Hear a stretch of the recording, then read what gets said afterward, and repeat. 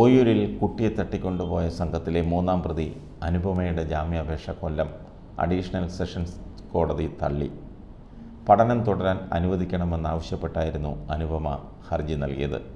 എന്നാൽ അനുപമയ്ക്ക് ജാമ്യം നൽകുന്നതിനെ പ്രോസിക്യൂഷൻ എതിർത്തു. സാക്ഷികളെ സ്വാധീനിക്കാനും ഭയപ്പെടുത്താനും സാധ്യതയുണ്ടെന്നായിരുന്നു പ്രോസിക്യൂഷൻ്റെ വാദം. ഇത് അംഗീകരിച്ചാണ് കോടതി ജാമ്യാപേക്ഷ തള്ളിയത്. ഒന്നാം പ്രതി KR പത്മകുമാറും ഭാര്യ അനിതകുമാരിയും ഇതുവരെ ജാമ്യാപേക്ഷ സമർപ്പിച്ചിട്ടില്ല. അനുപമ മാത്രമാണ് ജാമ്യാപേക്ഷ നൽകിയത്. കഴിഞ്ഞ നവംബർ അവസാനമാണ് ഓയൂരിൽ നിന്നും 6 വയസ്സുകാരിയായ കുട്ടിയെ കാറിൽ തട്ടിക്കൊണ്ടുപോയത്.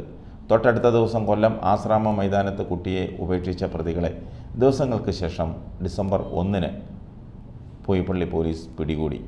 പൂയപ്പള്ളി പോലീസ് രജിസ്റ്റർ ചെയ്ത കേസ് ജില്ലാ റൂറൽ ക്രൈംബ്രാഞ്ച് സംഘം തുടരന്വേഷണം നടത്തി ഫെബ്രുവരി 8 കുറ്റപത്രം സമർപ്പിച്ചിരുന്നു. പക്ഷേ ഇതുവരെയും ഈ കേസിൻ്റെ യാഥാർത്ഥ്യം പുറത്തു വന്നിട്ടില്ല. എന്തിനാണ് ഈ കുട്ടിയെ തട്ടിക്കൊണ്ടുപോയത്?